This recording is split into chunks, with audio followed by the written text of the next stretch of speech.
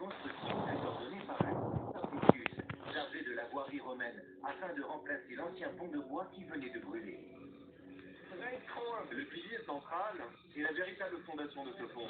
Il respecte une méthode de construction inventive datant d'il y a à peu près 2000 ans.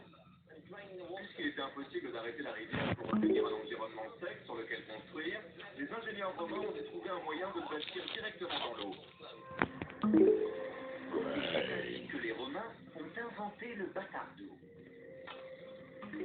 Pour effectuer le batardo, il leur fallait un cercle de poutres de bois qu'ils plongeaient dans le lit de la rivière.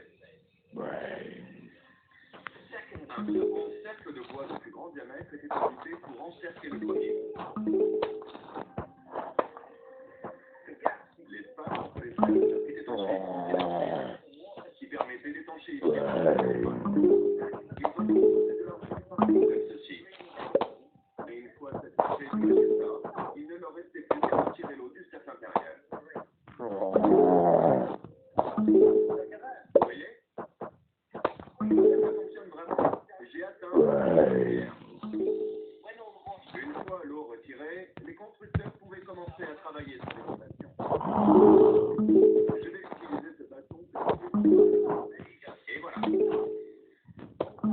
fois les fondations bâties, le batardo est construit à partir de ce point.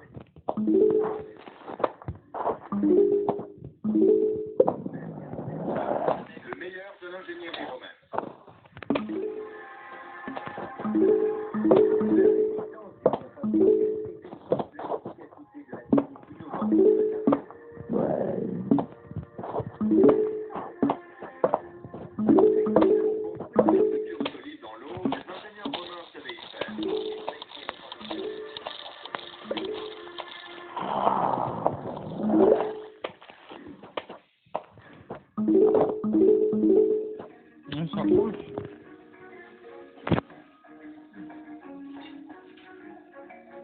Les ingénieurs chargés de la création de la station de Canary Wharf à Londres ont reproduit la technique du batardo à une échelle gigantesque.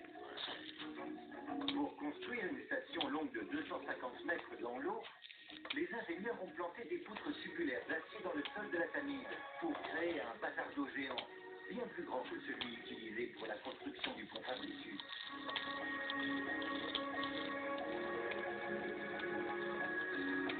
Mais la tâche n'allait pas s'avérer aussi simple, car des institutions financières très importantes se trouvent à proximité du chantier. La méthode du batardo consiste à planter des éléments d'acier dans le sol, et comme vous pouvez l'imaginer, ça fait beaucoup de bruit, de vibrations et de poussière, donc des nuisances conséquentes que nous avons dû amenuiser. La réponse à ce problème se trouvait dans une récente technique de plantage silencieux. Au lieu de marteler les poutres, une machine appelée le Viken a été utilisée.